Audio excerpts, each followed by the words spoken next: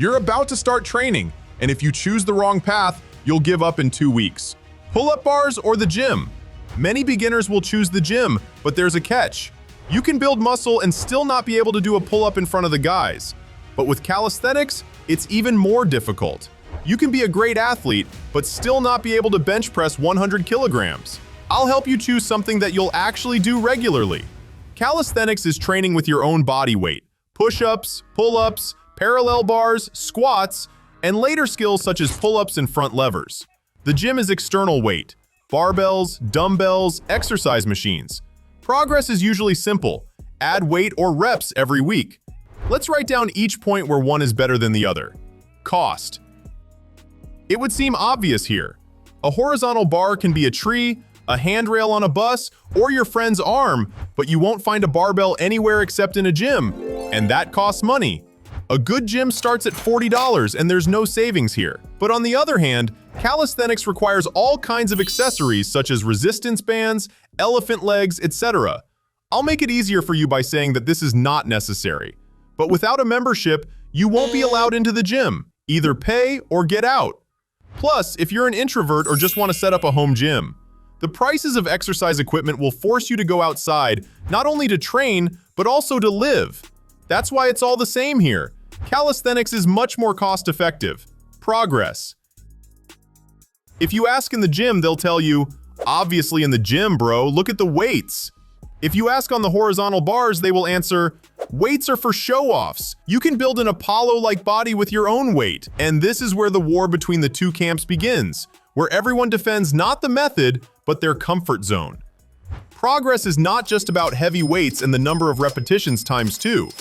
Progress is increased strength and muscle mass, body control, endurance, joint health, visual changes. In the gym, it's very simple.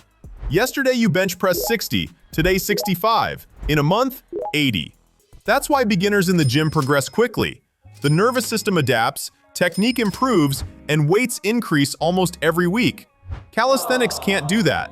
Muscles grow from progressive overload, and barbells and exercise machines are the perfect tools for this. But that's where the advantages of progress in the gym end. Let's look at the other side. If you progress faster in the gym, in most cases you pay for speed with your mobility and control over your own body.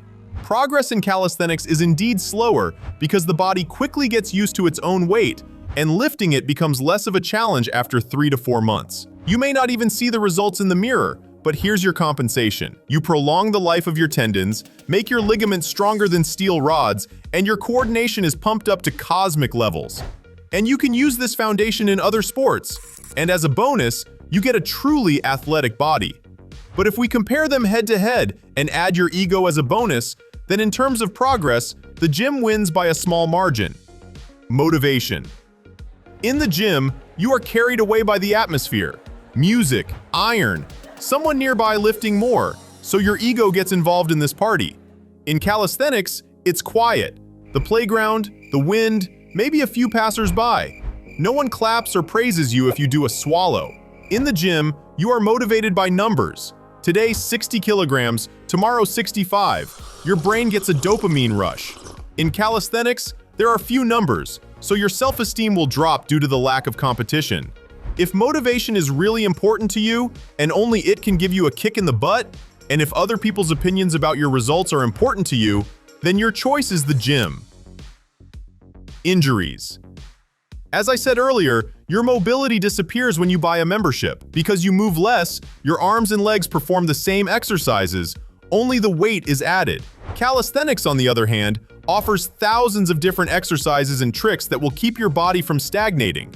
Calisthenics compensates for its slow muscle growth with excellent strengthening of your tendons and ligaments, which guarantees protection from microtraumas, such as falling down the stairs and tearing a ligament. And a jar of pickles won't be a big problem for you either. As for injuries, any athlete must follow the technique, but let's compare. The less weight, the less risk. In calisthenics, apart from your own weight, there is usually no other weight involved. But in the gym, let's just list the risks. Tearing your biceps, dislocating your shoulder, getting crushed by a barbell, twisting your knee, tearing your chest, and much more. Obviously, when working with something heavy, You are much more responsible for your life than when you are on the floor doing push-ups. Point for calisthenics. Accessibility. One of the main criteria for most people is accessibility, because motivation dies where it is expensive, inconvenient, and far away. And this is where calisthenics and the gym don't overlap at all. To do calisthenics, you need a body, a horizontal bar, 10 minutes of time, and that's it. You can train right now because your main resource is time, and it's free and doesn't require any reception with membership cards. Horizontal bars. In the yard, in the park, at the stadium, at home. That is why calisthenics is the complete opposite of the gym in terms of accessibility, because it can be practiced by children and adults, rich and poor alike. The only thing that makes calisthenics worse is its dependence on weather conditions such as heat, rain, and ice.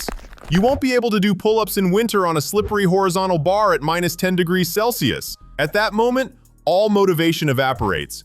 But no one forbids you from exercising at home.